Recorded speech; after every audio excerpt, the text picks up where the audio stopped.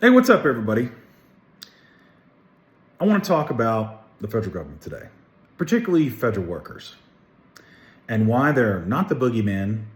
They're not part of some great cabal or evil people. They're people. They're people like my family. So I come from a family of federal workers.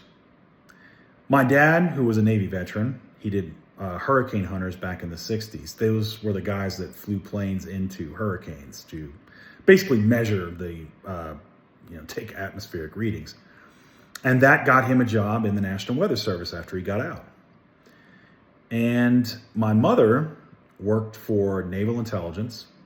She worked for the Veterans Administration. And she also worked for the Forestry Service. Both my mom and dad retired from federal service. My sister medically retired. She was a West Pointer and a veteran. And she worked for HUD and she worked for the Department of Interior. I'm pretty much like the black sheep of the family. I did the Marine Corps Reserves, and that was about it. I didn't go into federal service. I went into aviation. But the thing is, as frustrating at times as federal service was for my sister, my dad, and my mom, they all appreciated what they did. My dad even testified before Congress on pay disparity and unfair working hours for shift workers when he was in the National Weather Service in the 70s. And it almost blackballed his career. That's why when I was 2 years old, we moved to Point Barrow, Alaska, until he kind of got plucked out and headed back to Washington, D.C. to help the director of the National Weather Service at that time. My mother helped out veterans, at the VA, at the same VA that my dad is buried at. My sister served. She helped people in HUD to get housing. When I was young, we had a lot of people that would come over, coworkers. And they were from all different walks of life. Asian Americans, African Americans, Latino Americans, you name it. Because the federal workforce, at least in the departments my father and my mother worked in, were diverse. So having different people from different backgrounds at my house wasn't a big deal. It was just something, and they would all talk about what they did. They would talk about their frustrations. They would talk about, the victories that they won, the good work that they could do. And that's what it's about.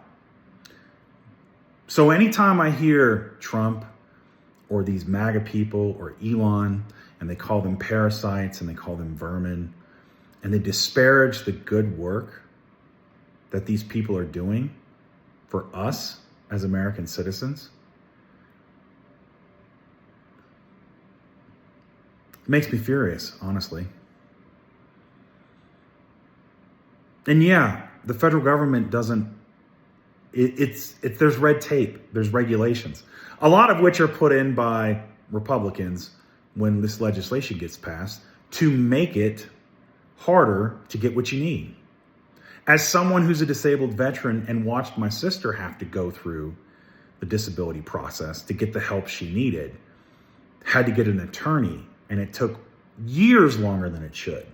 Oh yeah, government absolutely needs to be reformed, but it's necessary. It's not full of horrible people. It's full of good people that are just trying to do what they can. It's like any other organization. There's good people. There's people that just kind of show up and, there's people that skate.